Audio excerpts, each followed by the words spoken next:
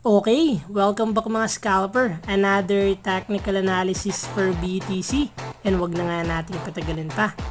Daily time frame is isang malaking green candle but below average yung volume.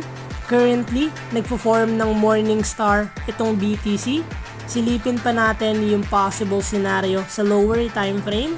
Kung makikita natin currently, nasa uptrend momentum yung BTC. But kung makikita natin sa big picture, this is forming symmetrical triangle. So what we expect sa ganitong scenario, kung saan yung magiging breakout ni BTC, the moment na mabasag niya yung trendline resistance natin, possible it's a continuation ng uptrend momentum.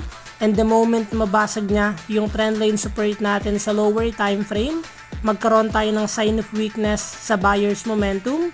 And the moment na mabasag niya yung isang trendline support natin,